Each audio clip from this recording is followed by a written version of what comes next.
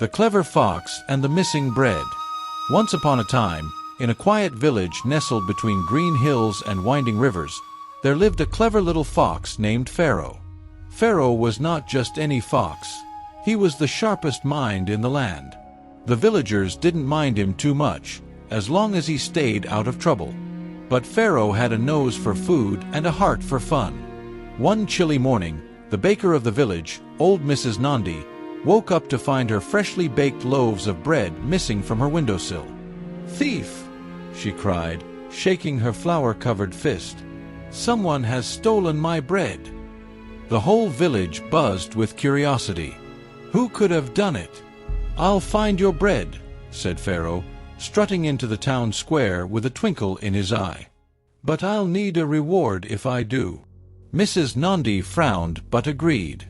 "If you bring back my bread, I'll bake you a meat pie."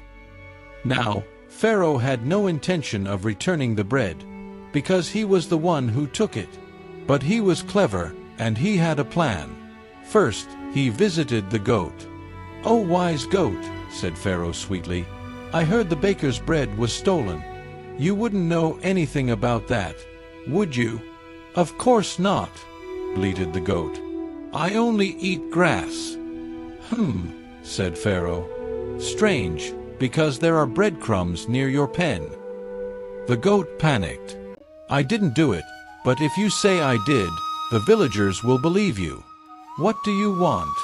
"Nothing much," Pharaoh said with a grin. "Just say you saw the rooster near the bakery last night." So the goat did as he was told.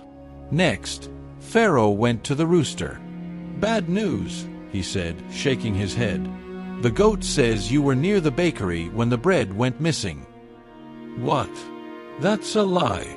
"I know," said Pharaoh, "but it sounds believable. Unless you help me out." The rooster, desperate to stay out of trouble, agreed to say he saw the cat lurking around the bakery instead. And so it went. The cat blamed the dog blamed the crow, and the whole village turned upside down, arguing and pointing feathers, paws, and hooves at each other. In the end, no one could agree on who stole the bread, but Pharaoh solved the mystery by declaring, "It must have been the wind that blew the bread away." The villagers, tired of blaming each other, laughed and let it go. And Mrs. Nandi, true to her word, gave Pharaoh a meat pie for his trouble. That night, the clever fox sat under a tree, munching on pie and bread. He said, licking his lips. "Nothing tastes better than a plan well baked."